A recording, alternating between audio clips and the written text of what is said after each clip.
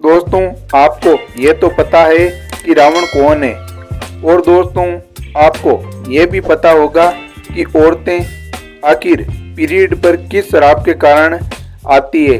और अगर नहीं पता है तो वीडियो को पूरा जरूर देखें।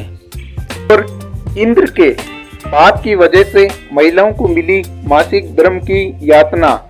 मासिक धर्म यानी पीरियड को लेकर भागवत पुराण में एक कथा है।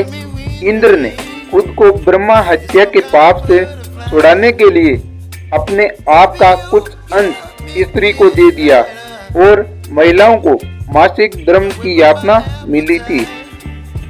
को हर महीने पीरियड यानी कि मासिक धर्म से गुजरना पड़ता है। आज के जमाने में पीरियड के कई वैज्ञानिक कारण मौजूद है। हालांकि सदियों पुरानी पौराणिक कथाओं में भी इसका जिक्र मिलता है। भगवान पुराण के अनुसार इंद्रदेव की एक गलती की वजह से स्त्रियों को मासिक धर्म का वरदान मिला था। भगवत पुराण के मुताबिक एक बार गुरु बृहस्पति इंद्रदेव से नाराज हो गई। असुरों ने इस मौके का फायदा उठाकर देवताओं पर आक्रमण कर दिया।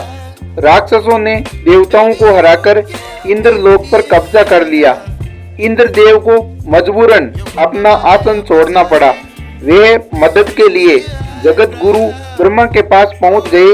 ब्रह्मा ने इस समस्या के निवारण के लिए इंद्र को किसी ब्रह्म ज्ञानी की सेवा करने के लिए कहा। ब्रह्मा के अनुसार इंद्र एक ब्रह्म ज्ञानी की सेवा करने लगे। उस ब्रह्म ज्ञानी की एक माँ असुर थी। इंद्र इस बात से अनभिज्ञ थे। वे जो भी सामग्री ब्रह्म ज्ञानी को चढ़ाते वे असुरों के पास चली जाती।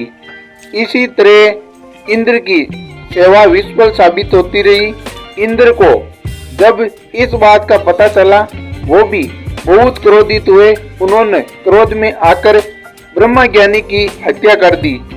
इस तरह इंद्र पर ब्रह्म हत्या का पाप चढ़ गया। वे जहाँ भी जाते ये पाप राक्षस के रूप में उनका पीछा करता रहता था और कहीं छिपकर भगवान विष्णु की आराधना करने लगे। कई सालों तक तपस्या करने के बाद विष्णु इंद्र से प्रसन्न हो गई।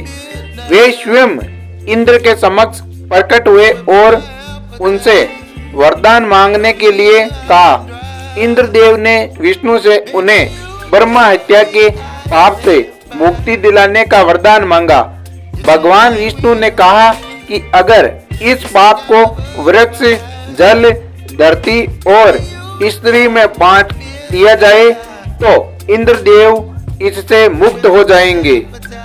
स्त्री ने भी इंद्र के पाप के 1/4 हिस्से को ग्रहण किया और उसे मासिक धर्म की यातना मिली।